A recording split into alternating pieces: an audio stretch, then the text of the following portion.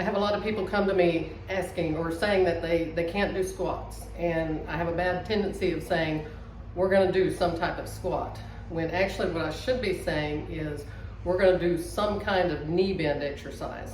So today, if you're one of those people that you have trouble doing squats or they're painful, I'm going to show you several variations of knee bend exercises that you can do. They're going to build up those muscles around the knees and strengthen those. All right, so here we go. Your first option for a knee bend exercise might be just a simple march. So you're going to make sure your torso remains upright, and you're just going to do a very simple march, pulling those knees up. You want to get a full range of motion in your hips. You're going to be working those joints, keeping them moving and building up the surrounding muscles at the same time. It's also going to require some stability work, so that's really good for your core. And you would just go just like that and keep it slow and controlled. You might do, say, 2 to 3 sets of 10 marches each leg, okay? And one way to add resistance to that, when that gets a little too simple for you or too easy, you can add some ankle weights and do those for a while. All right, that's a great place to start if you want to, and easy to do anywhere. So option number 2 for a knee bend exercise would be a leg press, and this is a good option if you are working out from home, you don't have equipment. So you're going to find you a chair or a bench. You can lean back a little bit, try and don't slouch into it, just try and keep a good strong straight back. You're going to pull that knee in, flex that foot, push it out like you're pumping a brake, just like that. And it's going to, again, keep the joints moving, building up the surrounding muscles of the knees. So this is a great one, and will really start to burn pretty quickly. I like this one.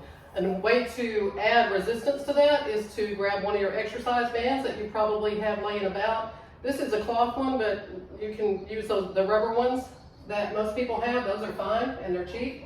Put it under the middle of your foot so you're sure that it's not going to slip. Find your resistance and draw that knee in and push it out.